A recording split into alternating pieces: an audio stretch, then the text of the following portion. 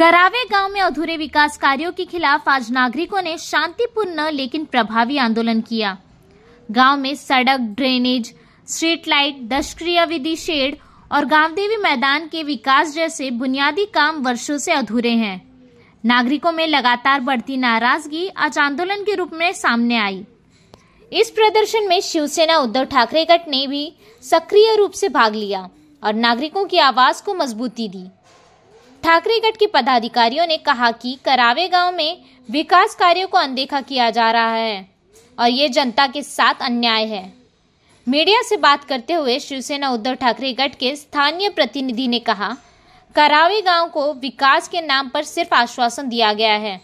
सड़क टूटी हुई है, स्ट्रीट लाइट बंद है, मैदान का काम रुका पड़ा है। नागरिकों की ये समस्या बिल्कुल सही है और शिवसेना उद्धव ठाकरे गठ उनके साथ कंधे से कंधा मिलाकर खड़ा है। नागरिकों ने भी अपनी पीड़ा बताते हुए कहा, हमने कई बार अधिकारियों से बात की लेकिन कोई कार्रवाई नहीं हुई। हर बार तारीख मिलती है, काम नहीं। दशक्रिया विधि के लिए शेड का न होना बहुत बड़ी समस्या है। ये गांव की बुनियादी जरूरत है। गांवदेवी मैदान का विकास न होने से बच्चों का भविष्य प्रभावित हो रहा है। खेल का कोई साधन नहीं है। उद्धव ठाकरे गठ के पदाधिकारियों ने चेतावनी दी, यदि प्रशासन अब भी नहीं जागा तो आंदोलन बड़े स्तर पर किया जाएगा। करावे गांव के विकास में अब देरी बर्दाश्त नहीं की जाएगी। 2023ला मी दशक्रिया विधीसाठी पत्रव्यवहार केला होता। त्याच्यानंतर 2-3 वेळा पत्रव्यवहार केले, पण आयुक्तांनी दुर्लक्ष केलं, अधिकाऱ्यांनी दुर्लक्ष केलं। फक्त बिल्डर लोकांच्या फाईल पास होतात, पण दशक्रिया विधीसाठी जागा देत नाही। तिथं आम्हाला शेड आणि रस्ता बांधून द्यावा ही आमची मागणी आहे। आणि आज एक दिवसीय लाक्षणिक सभा आहे, बेमुदत उपोषण केले, पण याच्यानंतर जर आमच्या मागण्या पास नाही झाल्या तर आम्ही बेमुदत उपोषणाला बसणार। 15 दिवसाचा अल्टिमेटम देणार नगरपालिकेला, त्याच्यानंतर बेमुदत उपोषणाला बसणार आम्ही। त्याची जबाबदारी महानगरपालिकेवर राहील। नेहरू इंजीनियरिंग में हम लोग ये किया, इंक्वायरी किया तो वो बोलता हमारे पास लेटर ही आया नहीं, लेकिन हमारा ये तरीका है कि कल वो लोग को फाइल मिला है। वो इसका मतलब क्या है, हम तो सोच रहे हैं जल्दी से जल्दी हो जाए, नहीं तो हम लोग पालिका इलेक्शन होने दो, नहीं तो कुछ होने दो, हम लोग आमरण उपोषण करेंगे। आम्ही जवळजवळ 2021 पासून पत्रव्यवहार करत आहोत आणि प्रशासनाला आम्ही प्रत्येक वेळी पत्रव्यवहार केला। त्यावेळेला प्रशासनाने आम्हाला सांगितलं की आम्ही तुमचं कार्य लवकरच आम्ही पूर्ण करून देऊ।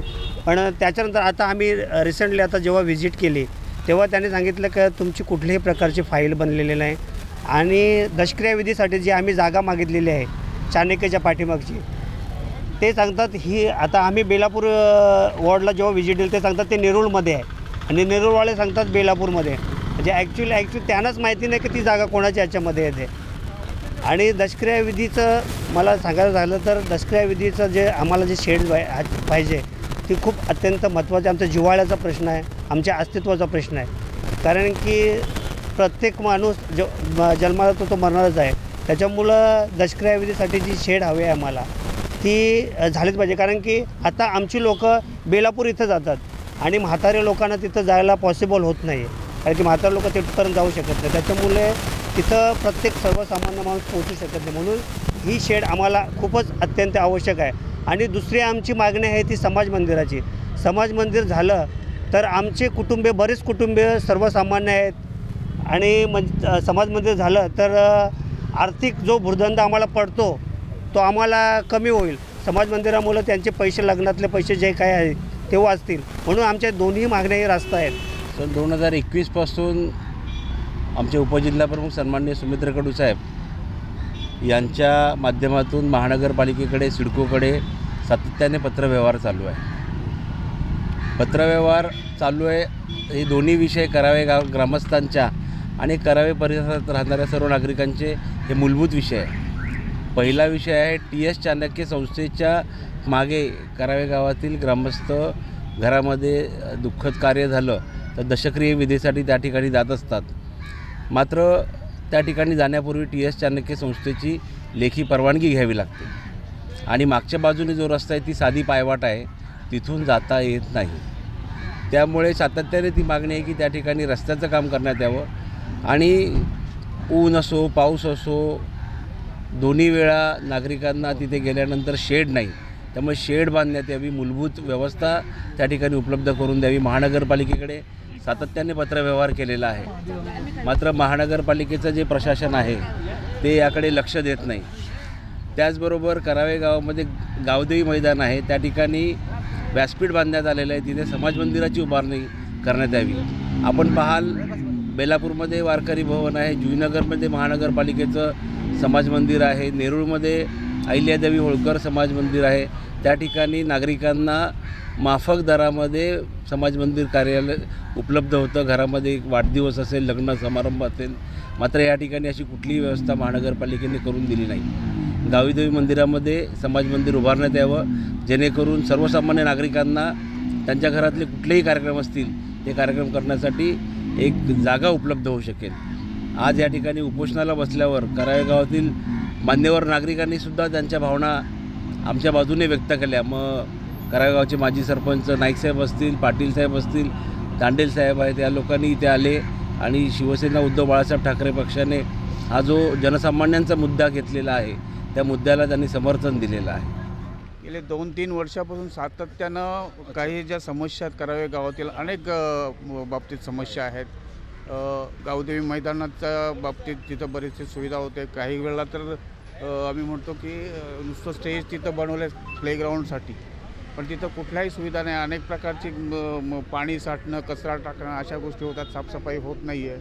तो त्या मैदानाचा उपयोग ग्रामस्थांना किंवा विद्यार्थ्यांना किंवा मुलांना तिथल्या परिसरातल्या मुलांना हवा तसा जो करायला हवा तो होत नाही आहे. त्या दृष्टीनं तिथं व्यवस्था करणं गरजेचं आहे. त्याचबरोबर आजूबाजूच्या गावातील काही अनेक समस्या आहेत, त्या समस्यांविषयी सातत्यानं पाठपुरावा करून देखील आम्हाला न्याय मिळाला नाही आहे. खरं तर स्मशानभूमी आहे, ती स्मशानभूमी पण कॉमन आहे. खरं तर तिथेही गर्दी होते. आता संपूर्ण परिसर करावे गाव आणि 48पासूनचा पूर्ण परिसर 48, 42, 44 सगळे सेक्टर अशा अनेक अंत्यविधीसाठी लोक तिथं येतात. इथंही फार मोठी अडचण निर्माण झालेली आहे. करावे गावासाठी स्वतंत्र अशी एक ही असावी आणि हॉटेलसाठी जागा पलीकडं आहे, तिथंही अंत्ययात्रेसाठी एक स्मशानभूमीची व्यवस्था करण्यासारखं आहे. या गोष्टी आपण लक्षात घेणं गरजेचं आहे. त्याचबरोबर इथं 13वेचा विधी 10वेचा विधी जो केला जातो स्मशानभूमी मृत्यूनंतर, त्या विधीसाठी आमच्या डोलावे ज्याला आपण म्हणतो चाणक्यच्या पाठीमागचा जो भाग आहे त्या भागामध्ये आमचे लोक तिथं अंत्यविधी करतात समुद्रकिनारी. पण तिथं अशी अवस्था आहे की चाणक्यमधून परमिशन घेऊन आतमध्ये जावं लागतं. कधी कधी ते अडचणी आणतात, निर्माण करतात की परवानगी देत नाहीत. अशा वेळेला या अंत्यविधीच्या नंतरचे जे विधी आहेत करण्यासाठी खूप अडचणी निर्माण होतात.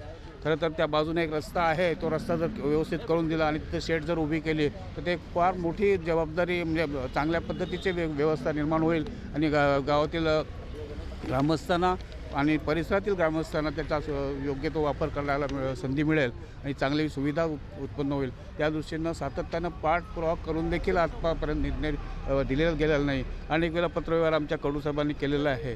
त्यांच्या माध्यमातून सातत्यानं पाठपुरावा असताना देखील महानगरपालिकेचं तिकडे दुर्लक्ष होतं आहे. हे अतिशय खेदाची बाब आहे आणि त्या निमित्तानं ह्याला कुठेतरी आम्हाला न्याय मिळावा या उद्देशानं आजचं हे लाक्षणिक उपोषण आपण इथं केलेलं आहे.